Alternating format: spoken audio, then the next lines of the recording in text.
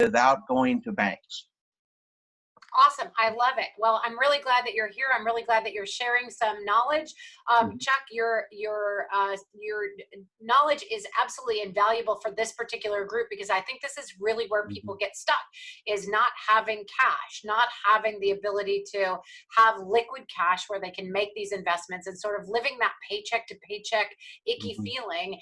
And it never has been so clear as it has been when COVID hit, and suddenly people were like without a paycheck. And as soon as that happened, lots of people were like, I am not going to be able to make the mortgage payment. Like, that's it. Like, I did not expect this to happen. I did not expect to not have a paycheck. And I think this kind of crisis can make people very aware of how important passive revenue streams can be. Do you agree?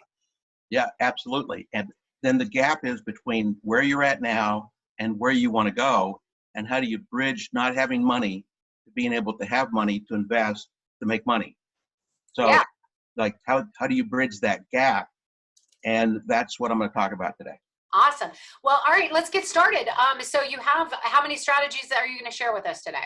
Well, I'm going to share at some point, I'm going to share a 6-step process. A 6-step process. All right. And it's a simple process. But what I want to say first is that the process is that when I first came into the real estate in business back in, and mostly as an investor or builder and developer now. And I first came in, I went to school at the University of Michigan to study real estate and learn the right way to do it. And when I got out, none of the thing I was taught actually worked in the real world. And we're still taught the same ways today. Is a way that doesn't work. It's theoretically really great. It's taught by professors in universities, but it actually doesn't work in the real world. So if I can, let me share why that's so. So if you're an investor, real estate investor, or you're forming a business, the same process. You have a dream, you have something you want to accomplish. So let's say it's a piece of real estate. So you spend your time, you look for a good piece of real estate, you analyze it, you get the cost of remodeling it, you do comparable analysis, you write a contract to buy it, you negotiate the contract back and forth, and then once you've got it under contract, then you got to get your construction costs, and you put together a financing package, and then you get approved by the bank, and theoretically, then you go get your investors or somebody to loan you money for the equity. And it doesn't work because by that time, in a boom time, that deal's gone. Yep. And in a recession, when prices are really low and other people are out trying to buy stuff, that deal won't wait around for you to go find the money. Yeah. So we're taught the wrong way. We're just taught the wrong way. It just does not work. And it doesn't work because it's based in this idea that banks are going to loan someone off the street money. I started in the 70s. I started in the middle of a recession. And what I discovered was that if I went to the bank and I went in there and I wanted to borrow money, which I did at the beginning, nobody would talk to me. Oh, whoops. I didn't have a right? Whoops, you froze there for a second. I just heard nobody would talk to me, and then you kind of went away, but you might be back. What was that? I think you're. Well, I'm here.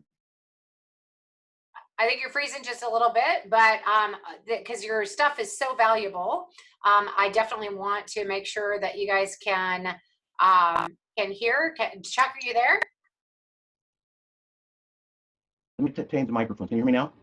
I can hear you now. Okay. Hopefully we won't freeze. Awesome. Right? Yeah, looks great.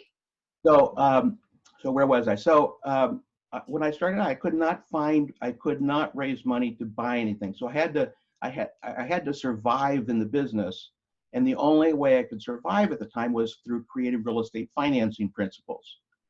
And I worked on that for a long time, but it just barely got me by. It was survival. And then this one day, I had the dark night of the soul. I don't know if you've ever had those, but I had this dark night of the soul when I was sitting on my chair in a broken chair that didn't have legs on it because I couldn't get it fixed. And I was raising 4 kids as a single parent and I had no money, and I was bawling my eyes out. You know, like most guys won't say that, you know, but I was just like struggling. And I had this epiphany that I was doing my life, my business, my investing by myself. I was trying to do everything because my dad told me Yeah. that partners were bad. Partners were bad. Wouldn't be good. You couldn't. The banks were bad. They would lie to you, and I could not. And I said, it can't go on like this.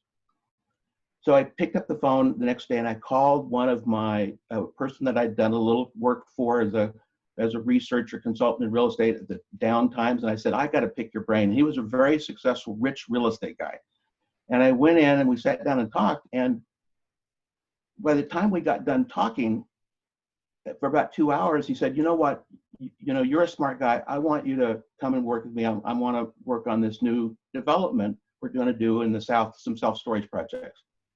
And I was blown away. I didn't go in looking for a job. I didn't go in looking for a partnership, but I was offered something. And we developed a whole lot of self-storage projects. So this is the beginning of when I started to put together this whole process, which was, I got to be talking to people now, not when I got my act together, not when I got everything figured out. I got to be out talking to people now to raise money, to get a deal going. That's a really good point. Is you can't get all of your ducks in a row first and then start. No. That's really cool. Actually, I was just telling a friend that I don't think my ducks have ever been in a row. I think every once in a while I get them in a huddle, and that's about the best I could do for my ducks. Is they get in a huddle. Even if they got them in a row, they'd be out of the row pretty fast. You're right?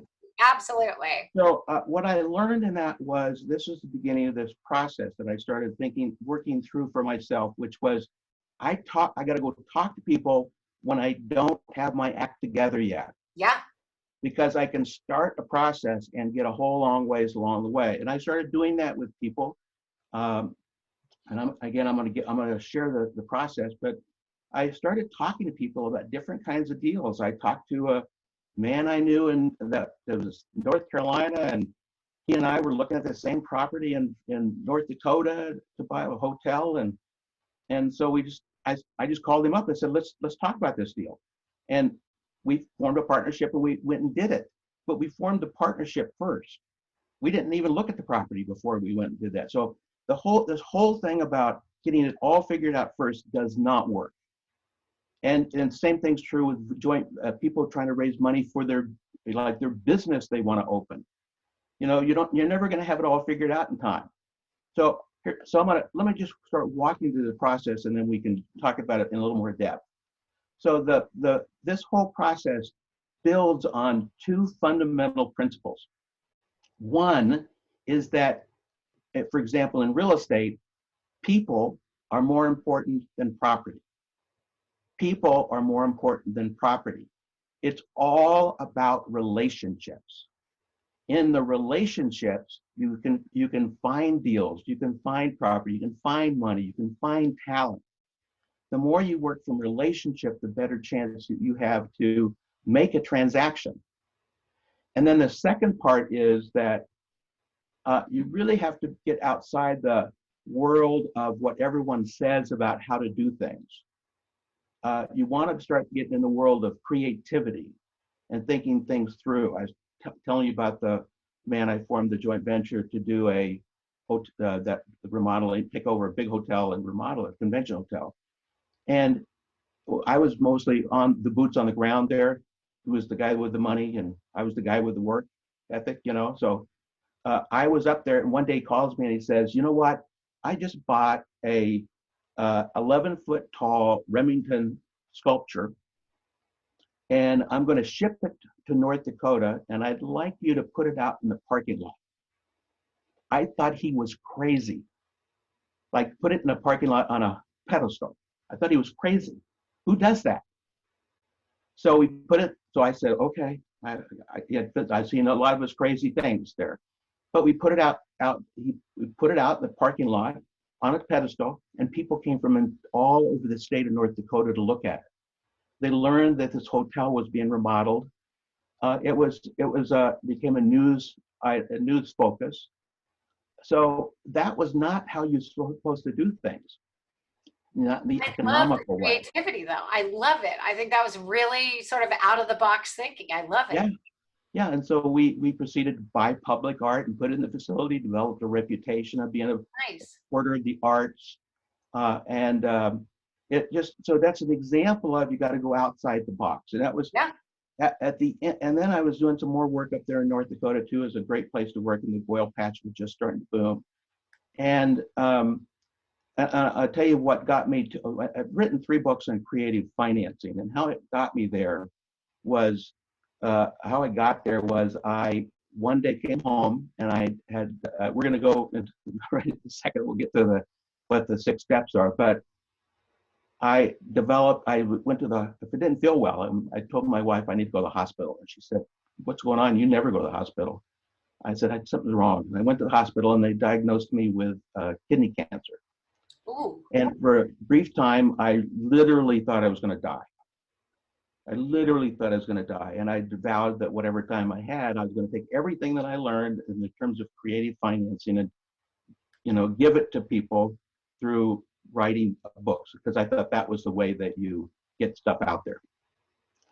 And a friend of mine during the process says, "Chuck, here's what you got to deal with. You got to manage your mind. You got to manage your mind, because you can't beat the cancer unless you manage your mind." And so I went through that, wrote my books, and we beat the cancer.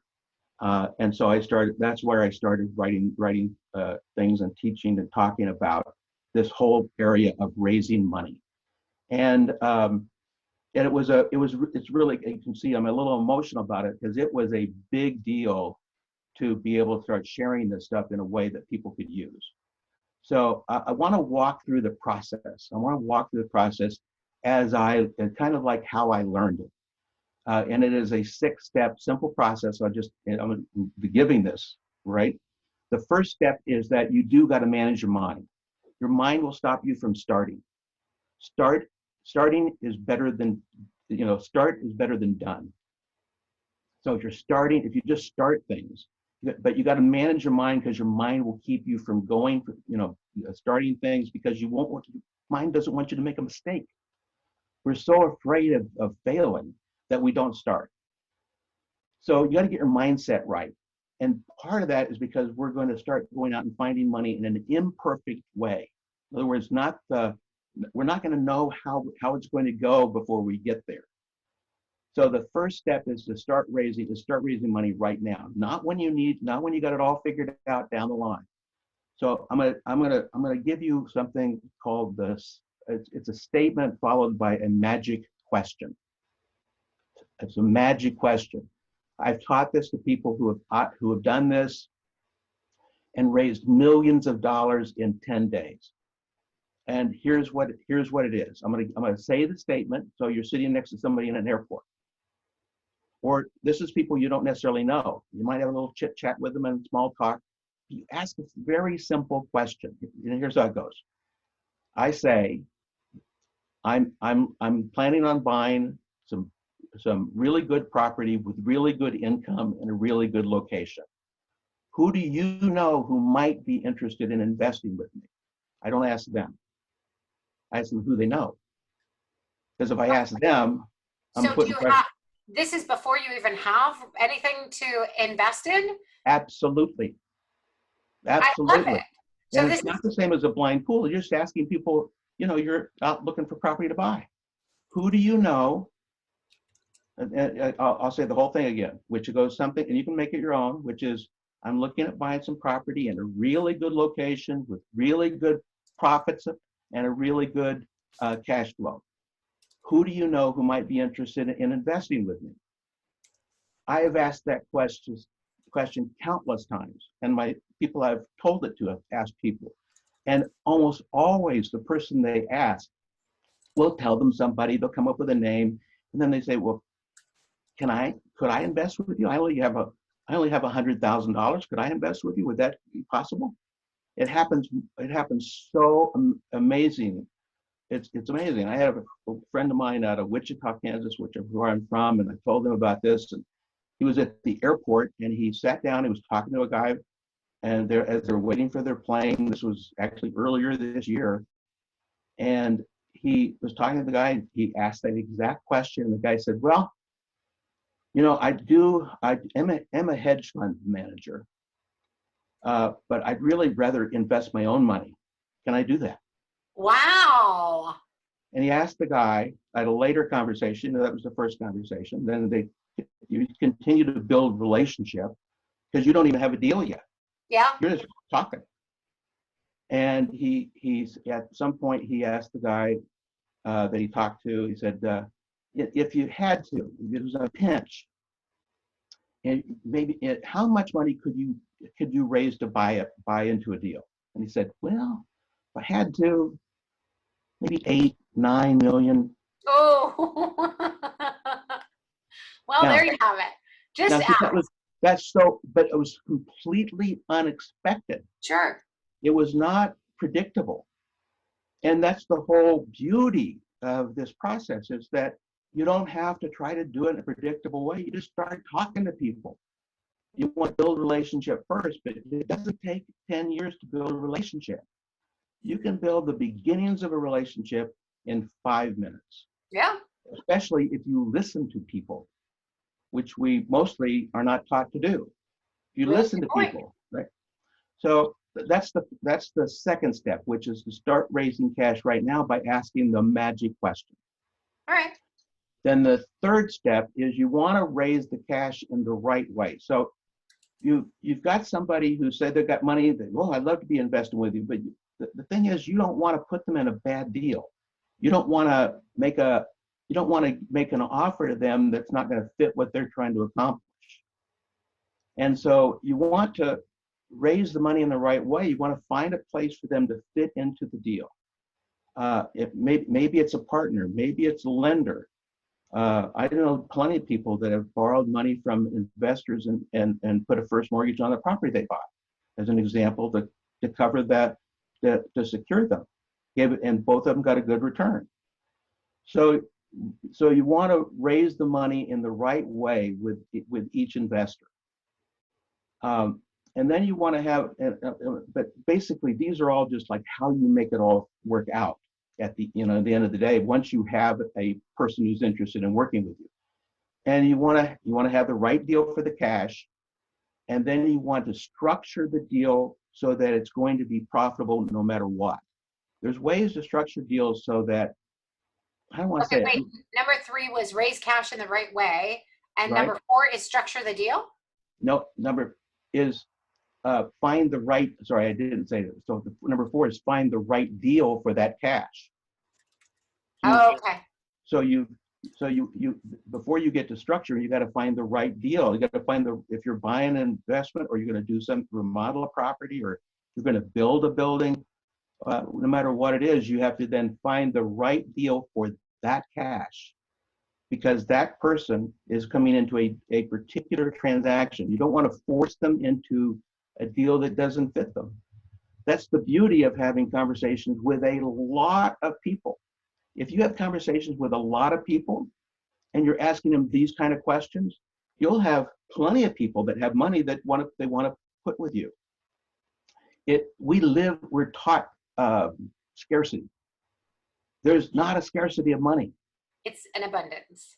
In the last recession, there was billions and trillions of dollars put out there in the marketplace. Now we have billions and trillions of dollars being put out there in the marketplace. There's no shortage of money. And so the point is that you want to find the right deal for that money, because there's no shortage of money and no shortage of people who want to invest. So the 5th step is structure the deal right.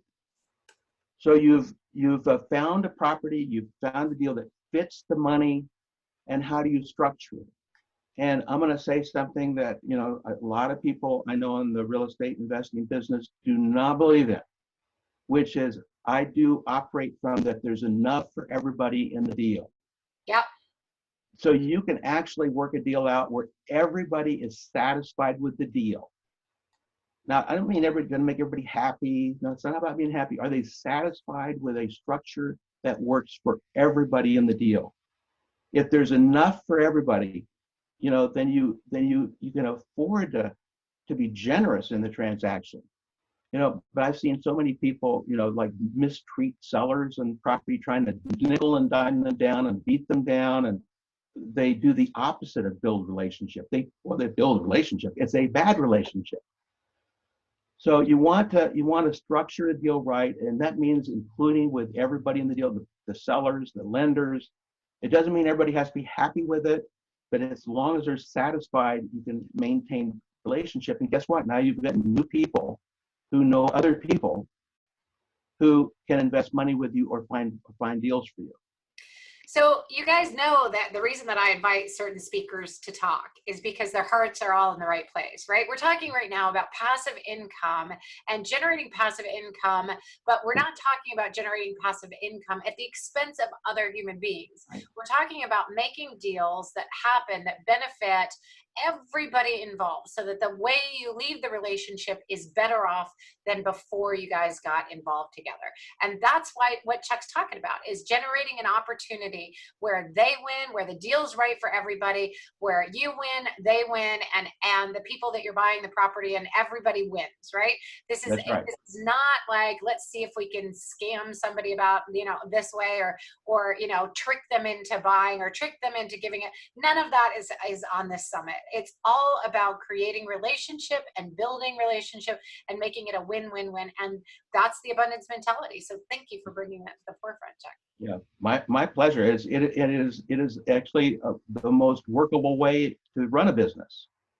You build goodwill with people, and you never know. We had a hotel in Dallas, and we had ended up in the Hurricane Katrina. We had 255 rooms, and we'd run a special for people out of New Orleans, because of the fact that we'd done it the previous year when there was a hurricane, and we had a lot of people come from New Orleans and stay at our hotel because we had a special. Well, we did the same thing again, and literally they couldn't eat the next day because their banks were literally underwater. And I reached out to a network of people I know, and I said, I got to help these people. They not only can't afford to pay for their room, they can't eat. They have no money, no job, no mailbox. There is no mailbox for the money. And I had people that I had built relationship with over the years who just sent money. They said, here's 15,000.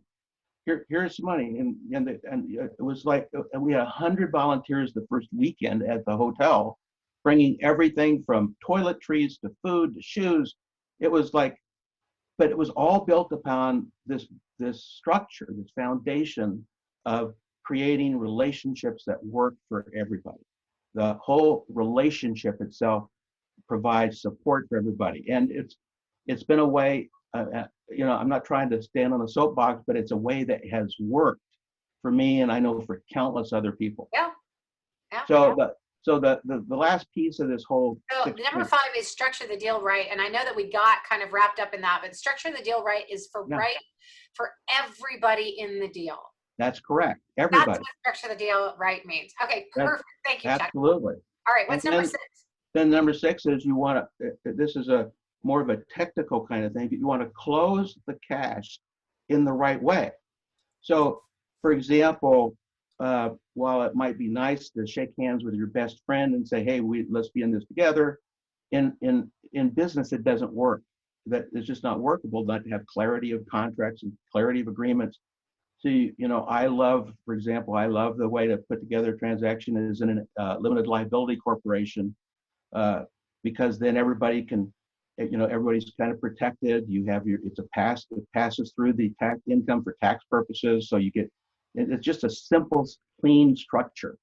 But the thing I like about it most is you can figure out in the middle who's going to get what in the deal. It's not like 50-50. It's like, how do you do this? Who's going to get the money back first? Somebody's going to puts up this money, they get their money back first, and then maybe a return, and then you split everything above that. That's one way to do a transaction. And then there's other ways, which is we put the money in, I do all the work, I get paid something, but you get your capital back, and then I get my capital back on the backside. That's another one. There's lots of ways to do it. So the point is, you got to not only structure the deal right, you got to structure the entity, the contracts right, for the parties involved in the deal. Otherwise, it just won't stand the test of time. I've tried to do deals on handshakes. Almost always, almost always, I don't have the same memory of the deal sometimes after the fact. Sometimes that can create burdens on the relationship, right? That's Like, right. I remember saying it this way. Yeah, This is what that's I right. thought I meant to say. Yeah, Yeah. it can be So difficult. if you put it down, if you spend the time to write it down and Yeah. who's going to do what and how this is going to work, then you have a lot of clarity, and then it lends itself to continuing to build the relationship business-wise over the long term. Yeah. But this all starts, however, with that first piece, which is being out talking to people and building a relationship, maybe 5 minutes, maybe 5 hours, maybe 5 days, maybe 5 years. You're building a relationship over time. And then you're asking them a question that is designed to provide you what you need to do a deal, with the idea that's going to give them what they need as well. Yeah. So that Yeah. everybody's going to win out of the deal. So that is the magic question, which is, you start with the statement, I'm looking to buy some property, or you could do this one. I'm going to start a business, and we're going to make ice cream in the park, and we're going to sell it to all the people that come to the park every day. And then anybody who would like to be a part of that with me. Exactly. Exactly. And you ask that question, and what's amazing is that people are pretty generous when you're not asking them directly if they have, if they'll invest with you. You're not asking them that. All you're doing is exploring. This is a creative process. All right. And If you like the way that Chuck is approaching this, give me a heck yeah, or a boy howdy, or a yeah man, or wherever your local dialect is. I want to hear from the chat box that people are there. We want to make sure that you guys are playing along with us. I definitely have some comments in the chat box.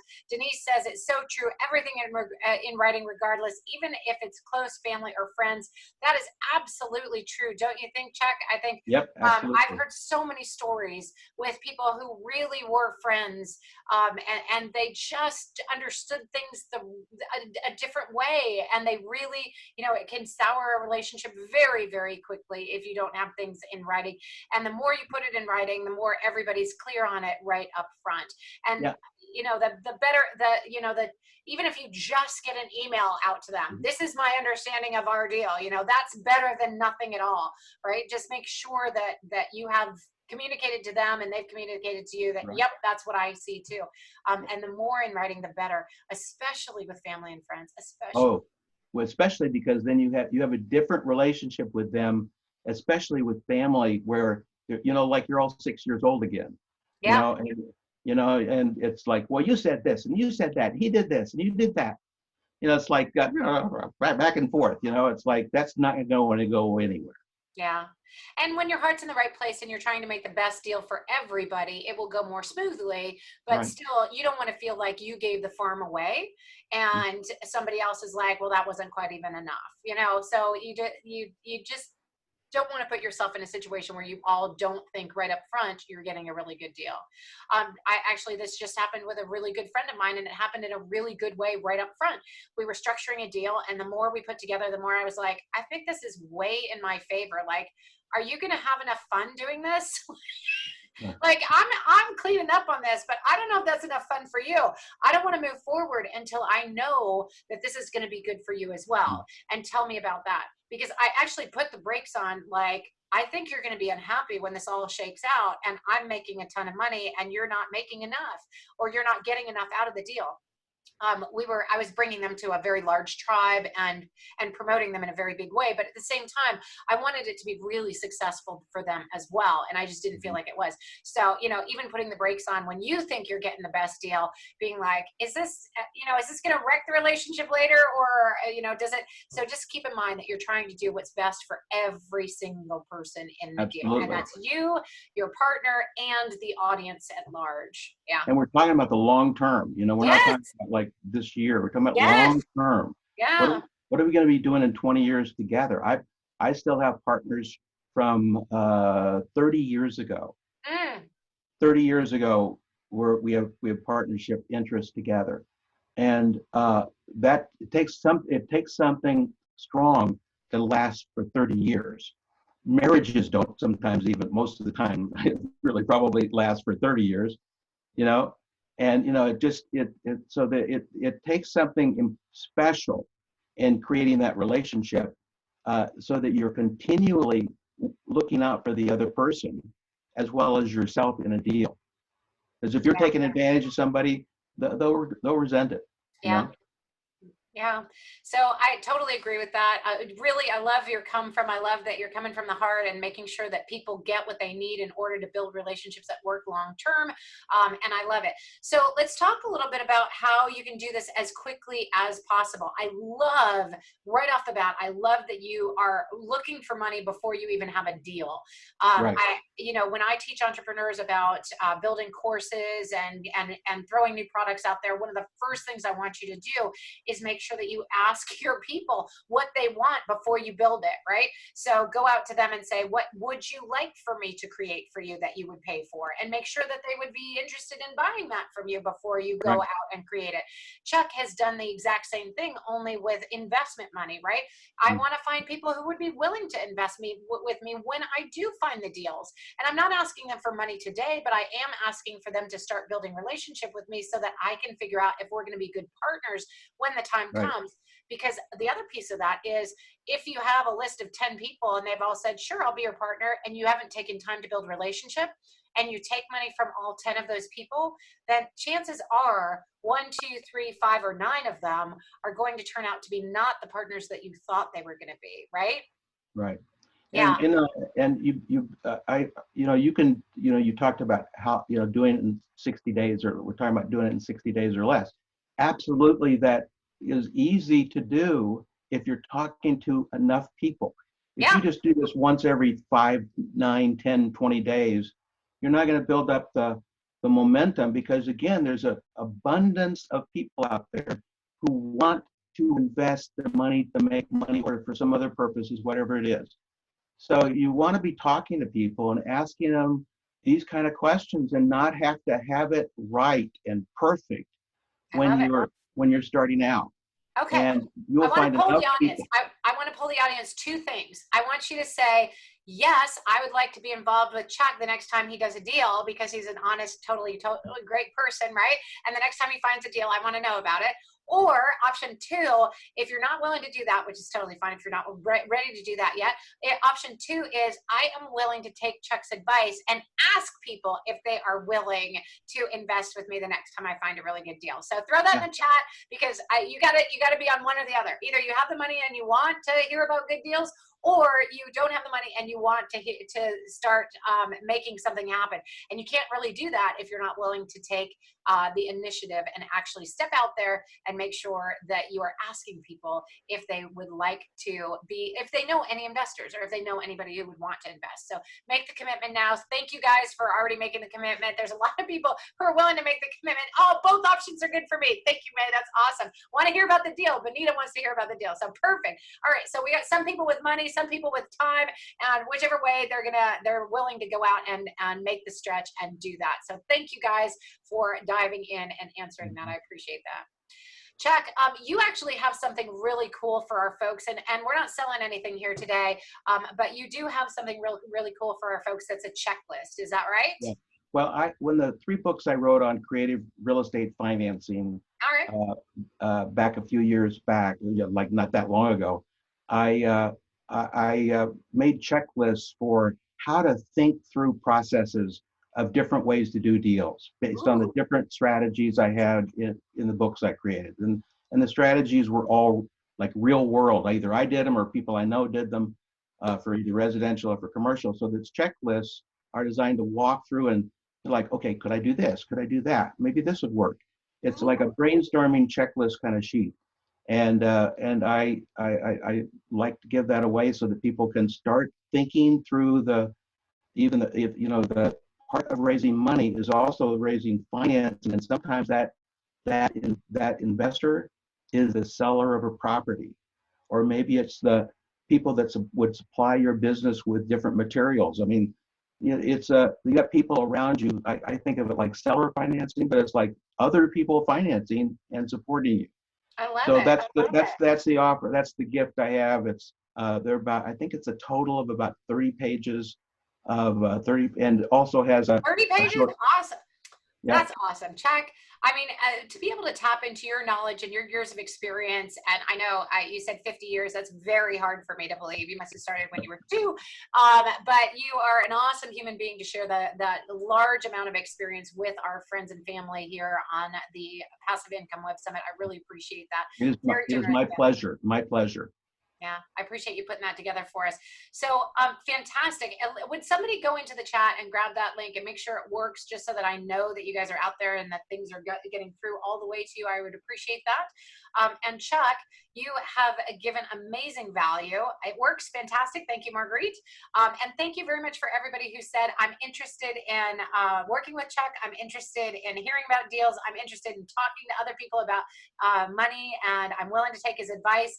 Thank you for that, because he's a smart cookie. It's like having your grandfather whispering in your ear, Kimberly, you need to do it this way instead. And it's like, that's right. I got to remember to do it that way. I got to remember to put myself out there. So it really, really good stuff tonight, Chuck. I really appreciate it.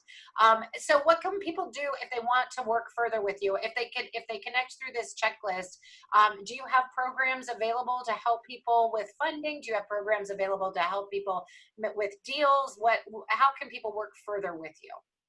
Well, they can go on my website, where they'll find the checklist, and they could find a link, and they could, if they wanted to work with me, they could, apply to work with me. But also, really, just I got my email address or linked in there, and so just so that I'm not a spring chicken, so to speak. You gotta move fast with Chuck. He's gonna retire any minute. And I want to get as much of this knowledge out as you could say, a legacy to people, so that they can use it and not be stuck with old models that don't work, or work for people that have $1 billion.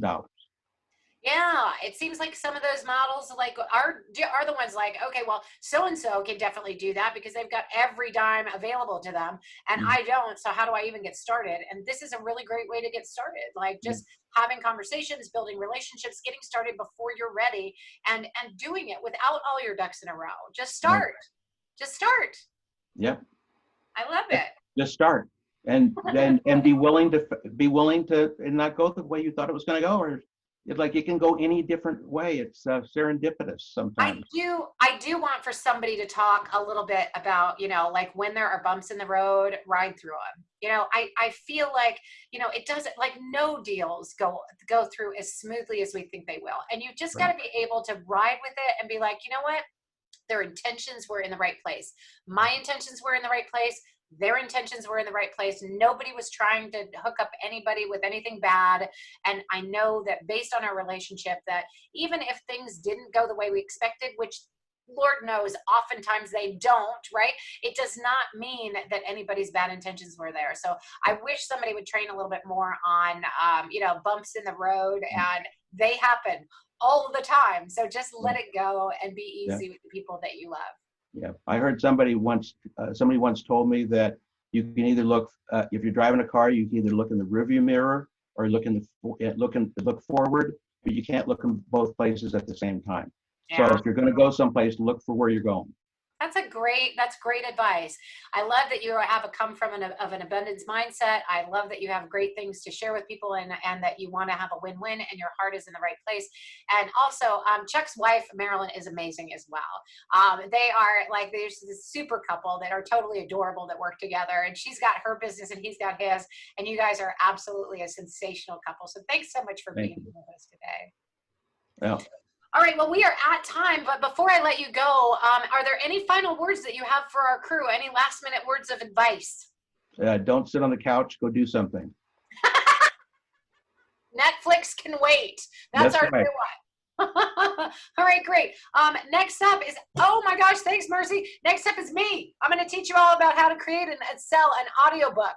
on Amazon and Audible and iTunes in 60 days or less and get those royalties going for you. All right, I ladies think and I'll stay on for that one. I are think you going I'll to stay stay on for on that for one? that one. Yeah. Okay, we're going to make it up as we go along. It's awesome. Actually, I do have an audiobooks production company. We've produced over 100 audiobooks and many of them in way less than 60 days. All So right. definitely a doable thing. All right. All right. We'll Thanks, see you Jen. later. I appreciate it. We are going to dance our way out of here if I can get my music playing again, because I like dancing. And just hang on until music ends. We'll just dance together. It'd be great. Let the dance today. All right. That Cheers. was an amazing expert. We're here with Kimberly, who is the rocket fuel for entrepreneurs. She's on a mission to help you launch your business. See you later. Nobody lives out loud better than Kimberly. All right. Bye-bye.